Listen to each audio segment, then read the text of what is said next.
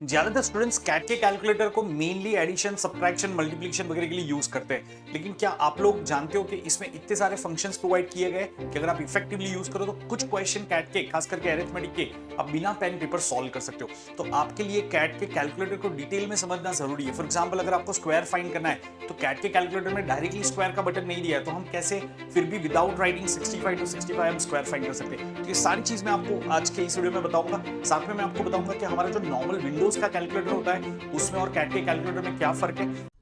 और इसके बाद में मेरा एक और वीडियो आएगा जिसमें मैं आपको डिटेल में 10 क्वेश्चन सॉल्व करके दिखाऊंगा। तो वो वीडियो का लिंक भी आपको डिस्क्रिप्शन में मिल जाएगा, तो उसको देखना मत भूलना। इनफैक्ट वो वीडियो लाइव होने वाला है, तो अगर आप ये वीडियो जल्दी देख रहे हो तो आप उस वीडियो को लाइव मेरे साथ जुड़ सकते हो और अटेंड कर सकते हो। ठीक है, सबसे पहले तो मैं आपको यहां पे बताना चाहूंगा कि आप डेली जब प्रैक्टिस कर रहे हो, मॉक टेस्ट में तो आपको ऑन स्क्रीन कैलकुलेटर मिल जाएगा, तो आप उसको यूज कर सकते हो। लेकिन जब आप डेली भी प्रैक्टिस कर रहे हो आने वाले 10-12 दिन के लिए, आप ये कैट वाला कैलकुलेटर यूज करके ही प्रैक्टिस करो। तो वो कैसे करेंगे वो मैं आपको दिखा देता हूं। जैसा कि आप सबको पता है कि कैट ने अभी अपना ऑफिशियल मॉक रिलीज कर दिया है, तो आप कैट की वेबसाइट पे जाओ, विच इज imcat.ac.in।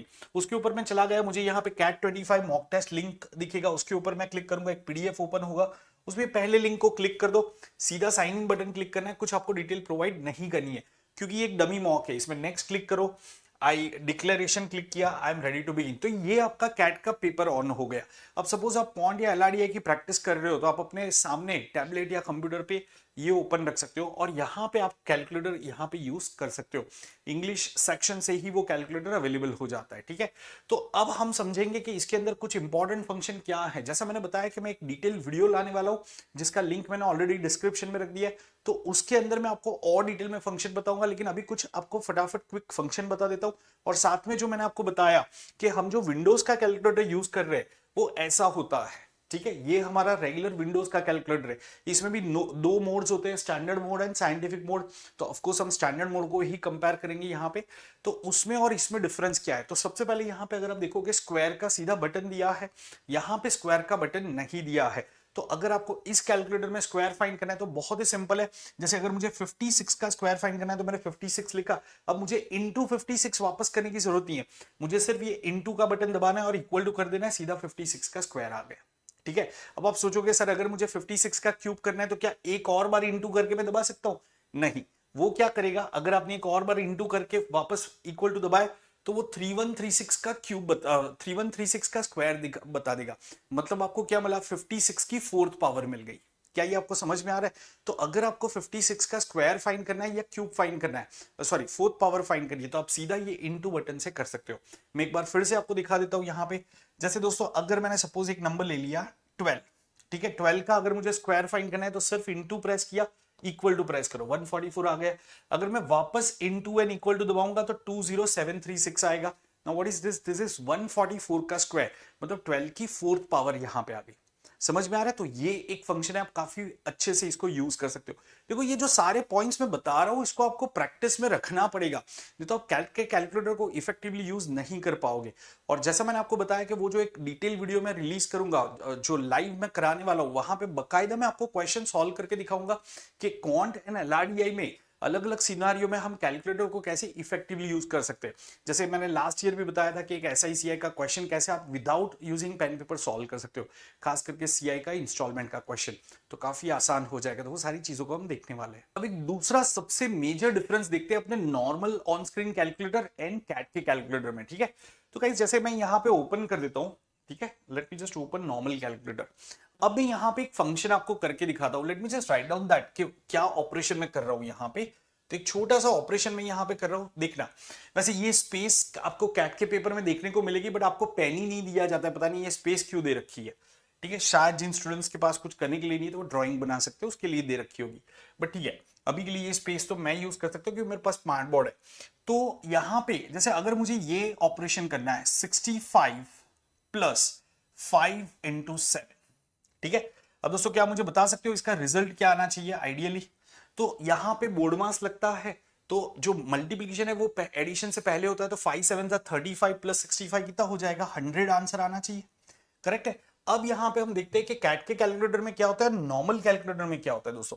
तो ये जो हमारा नॉर्मल विंडोज का कैलकुलेटर है उसके अंदर मैं अगर इसको डायरेक्टली लिखता हूं कि 65 प्लस 5 इंटू 7, ये देखो मुझे क्या आंसर दिखाएगा, 490 आंसर दिखा रहा है। क्यों? क्योंकि ये बोर्ड मास फॉलो नहीं करता है। बट कैट के कैलकुलेटर में आप सीधा सीधा ये करो तो 65 प्लस 5 इंटू 7, कहीं सीधा 100 आंसर आ रहा है। क्यों?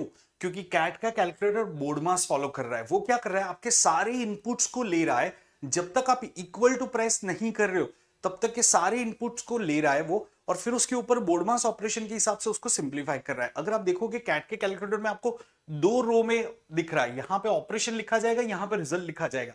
जबकि नॉर्मल में आप देखोगे, नॉर्मल कैलकुलेटर तो इसके अंदर सीधा यहां पे आपको छोटा सा दिख रहा है, बट रिजल्ट यहां पे आ रहा है, लेकिन वो डायरेक्टली उसको ले रहा है। ठीक है, वो बोर्ड मास को फॉलो नहीं कर पा रहा है।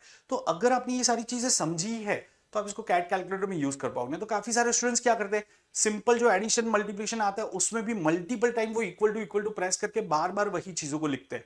तो गाइस वो काफी डिफिकल्ट हो जाता है, खास करके जब आप बड़े नंबर के साथ में डील कर रहे हो।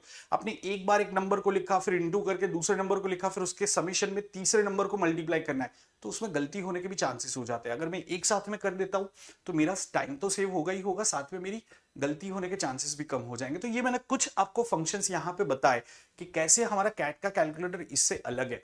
अब बात आ जाती है कि बहुत सारे और भी फंक्शन दिए, जैसे memory clear, memory recall, MS, M+, M-, क्या होता है ये सारा। इनफैक्ट यहाँ पे कॉपी का भी बटन दिया है, अगर आपने ऑब्जर्व किया नहीं किया तो ये सबको कैसे यूज करना है, तो इसको मैं एक डिटेल वीडियो के थ्रू समझाऊंगा, जिसमें हम बाकायदा अलग अलग क्वेश्चन को सॉल्व करेंगे। जो मुझे ऐसा लग रहा है कि इसके बाहर आपको कैट के कैलकुलेटर को यूज करने की जरूरत नहीं पड़ेगी, मतलब सारे जो आपके पॉसिबल फंक्शन होंगे वो उस वीडियो में कवर हो जाएंगे। तो आप सबको वो वीडियो जरूर से देखना है, लिंक आपको डिस्क्रिप्शन में मिल जाएगा।